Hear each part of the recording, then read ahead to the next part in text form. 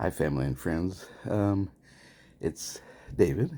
It's 10:10 a.m. Thursday here in Melbourne. I know it's about 7:10 in the evening Wednesday back home, and it's the first chance I've had to make a recording to as a reflection on the trip so far. And I'm here at David and Fiona's uh, house. Their little back home, we call it a homestead here in the country outside of Clunes. You may have heard of Clunes if you are a fan of the Mad Max movies, especially the first one. It was filmed here, and they filmed many westerns in Clunes, which is kind of neat. I knew I'd heard the name Clunes when I saw their address. Um, this area, including Melbourne and these small towns in this area, came to first started uh, being settled here in about 1850 when they discovered gold. Um, so that's their history really goes back to this to the gold rush days of the 1850s, right? Of course, in California in 1849, gold was discovered. So it was that era where gold was being discovered, and people were settling places where the gold was found. And this area in Australia was the that area where the gold rush took place. So yeah, their their history really is anchored in the gold rush period here. And if you're thinking, well, Australia is settled by convicts, that's really the Sydney area, which is on the coast north of here. Um, a few hours drive. I think it's an hour long flight, they told me. So you have to realize that Australia is a big continent. It is longer and wider. It's bigger than the United States. So, uh, um, but anyway, it's been very nice here. Um, the topography, it reminds me a lot of Northeast Kansas. Um, Farmland um, and trees.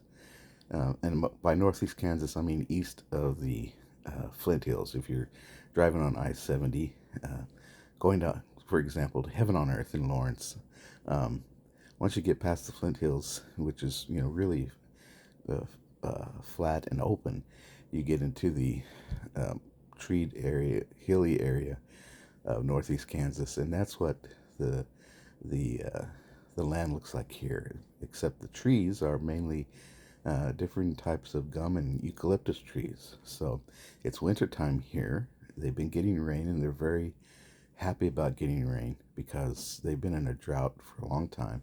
One of the things they worry about here, their biggest worry, is fires, wildfires, because especially the eucalyptus trees, they are very dry timber, and they burn real easy and fast, and so it's something that they worry about in this area. But it's a really nice area. And the other thing, if you want to try to imagine it, instead of seeing like back home or even in Northeast Kansas, seeing cattle in the fields, there's sheep everywhere. Um, the cattle are where to see, but the sheep are everywhere. Are the kangaroos everywhere? Well, yes. It's just like deer. They have kangaroo warning signs on the highways. You see uh, roadkill along the roads where the poor kangaroos that have been hit. Um, they are they like their kangaroos, but they are a bit of a nuisance here in Australia, much like deer back home. The one difference is Fiona, David's my brother-in-law, my sister-in-law, was telling me that if it's a recent kill, they look, if it's a female, they have to look in the pouch to make sure that if that it doesn't have a joey, and if it does, then uh, and the joey is alive, then they take it and they try to raise it and save the joey. So a little different than deer. Um, So it's been uh, coming in here on what was Tuesday, their time, Monday, uh, back home, and hitting the city right away. And the coffee is very good. They're very proud of their coffee culture here. Coffee is big, and Starbucks is the it's Starbucks thing. They it's it's their local coffee shops they support, and it's a big culture here. Um, and it was cool and rainy. Yesterday was bright and sunny, and today it's bright and sunny, and the temperatures get into they're in the mid to upper 50s, and so it's very feels very much like to me winter, late November, early December. Yeah, when in winter back home. Last night we had a wonderful dinner with their son Simon and his wife Bree, and they made a wonderful pumpkin risotto and chicken and rice, uh, uh, carrots and green beans, and a apple crisp um, to, as dessert, um, with either homemade ice cream or a custard you could put on top. And it just reminded me so much of fall. It felt just like fall. And Bree, who's originally from Canada, she agreed with me. It was like uh, almost a Thanksgiving meal, which was kind of cool. Being considering that, from what I understand, it's been in the 90s, mid to upper 90s back home, and storms have been coming through Kansas, and the typical summer situation back home. It's like it's a few days of late fall, or November fall here, and that's been nice. Um, so today we go back into the city and do some sightseeing, and then there's the big football game, the Australian football game tonight, um, at the Melbourne Cricket Stadium, which is a huge stadium. It won't quite be a sellout, but they're expecting about 90,000 people for this game. And I'm looking forward to that. For me, even though KU starts in a month, their first game at the end of August, but I guess football season will start a little early for me, as we'll start with Australian League football tonight. And David, uh, their son David and Andrew will be meeting us and for the game, and Fiona and David and I. So I'm looking forward to that. That'll be fun. I've got the trifecta then. I will have seen a Canadian Football League game, of course NFL games in person, and an Australian Football League game. So I've got the trifecta going. Um, let's see, thoughts about flying here. Um, when I fly again, I will splurge and get at least premium economy. Um, I did ask for the return trip on Sunday, to for a aisle seat. I never want to sit in a window seat in economy for 15 hours again. I sat in that seat for 15 hours, um, not getting up once, and um, I guess I had been spoiled flying first class from Garden to LA through Dallas, which wasn't a big, it sounds extravagant. It wasn't that big a deal in America. It was a wider seat. The food comes in actual uh, plates, not on cardboard or anything. But it was only a $67 upgrade from economy. So it wasn't that big a deal. It would be a bigger deal flying the long distance flight. It would be a higher cost, but it would be worth it, um, to have that extra room. And I will definitely do that again. It's David and Fiona. They've traveled all over the place. Their most recent trip earlier this year was to Antarctica, which looked really cool. Um, and um, we were talking. Dave, it's so interesting. David and I are so much in common. He loves jazz. We love the same period of jazz. Um, and the early period up to the through the big band period. Cool jazz and bebop and stuff in the 50s we're not that big fans of, but I mean he's definitely an audiophile.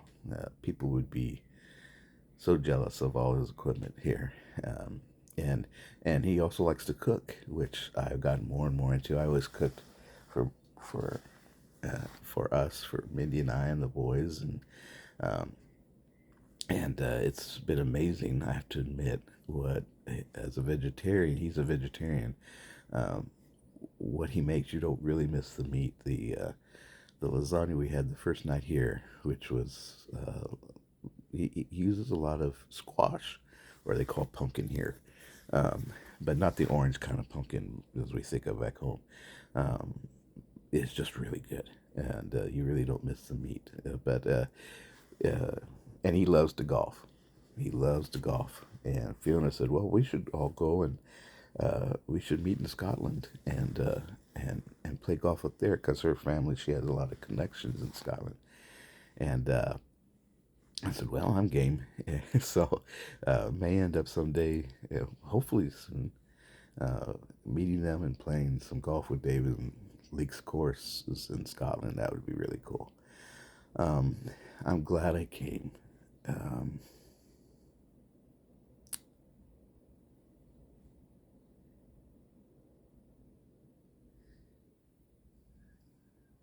in a way, it's been kind of reconnecting with Mindy, sharing the stories, laughing about the quirks of their dad, Robert,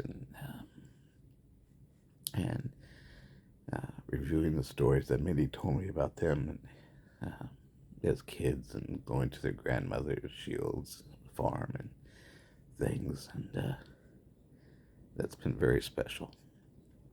And it's really neat to feel that I'm really a part of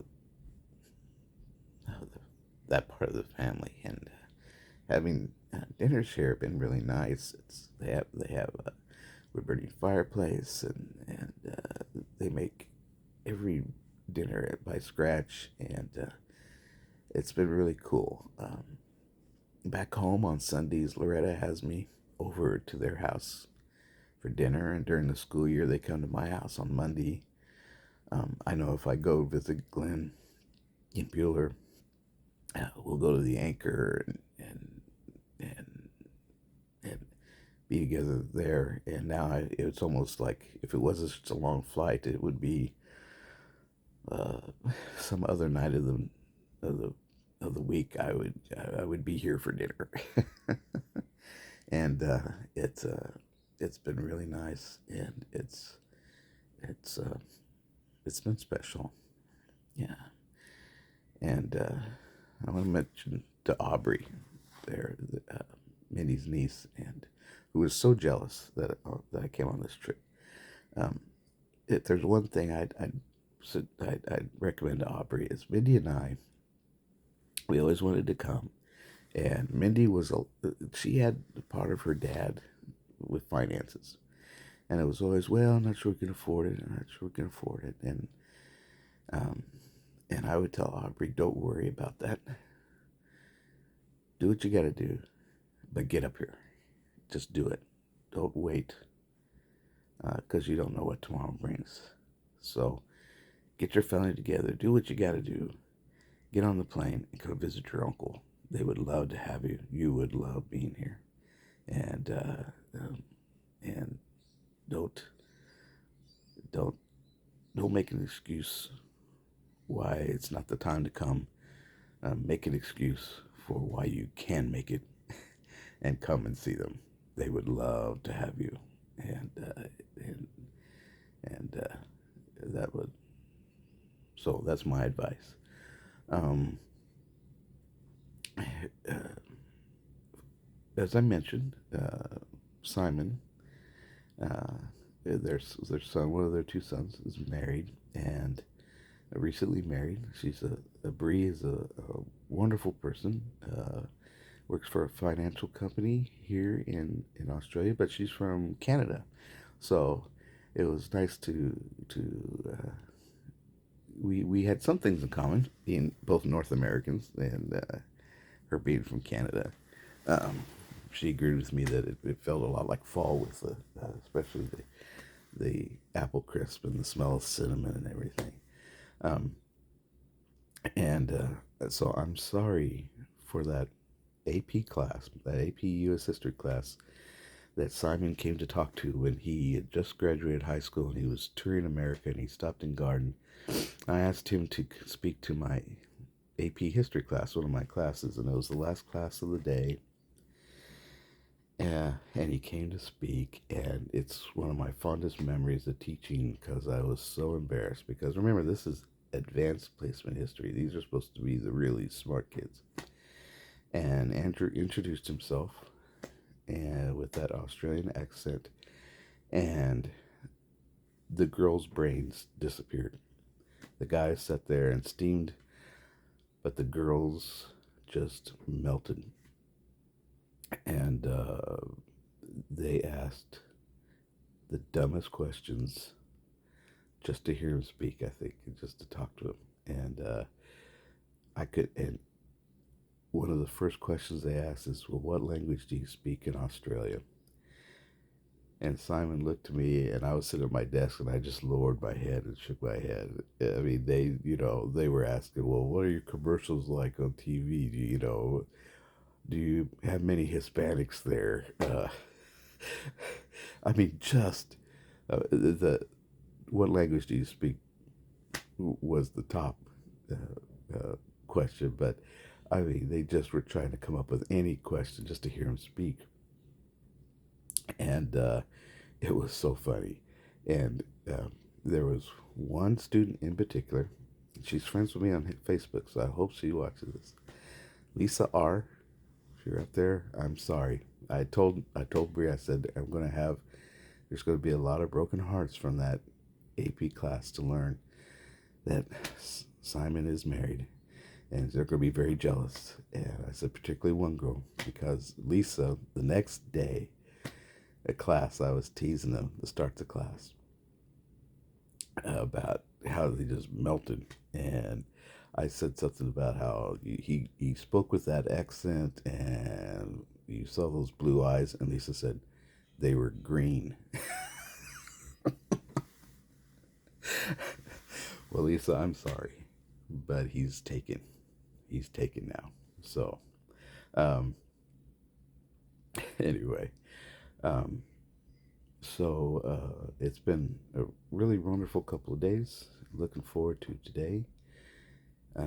See if I can think of anything. Oh yes, one thing to my family in Michigan, Liz and the kids. My cousin Pete out there passed away, and his memorial service is tomorrow. And I wish I could be there. My heart would be with you guys. I had talked to my executive director last week, and I told her there a week or so ago that my cousin had passed, and I really wanted to um, attend the funeral if I could, and had made arrangements that with her that I could take the days, and unfortunately, the memorial service fell on the week of this trip. I wish I could be there, Liz, and with you guys, but I'll be there with my heart, and I'm thinking of you guys every day.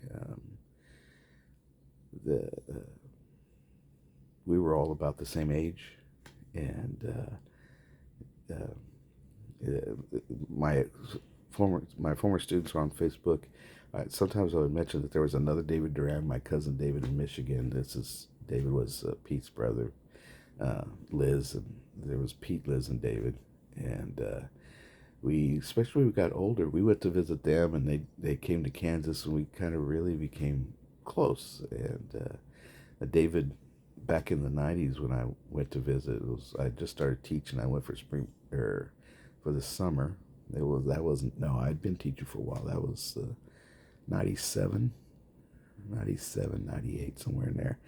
And David took me to Canada because they had lived in Stratford, Ontario for a while, for 10 years. And he took me up there. We played golf in Canada.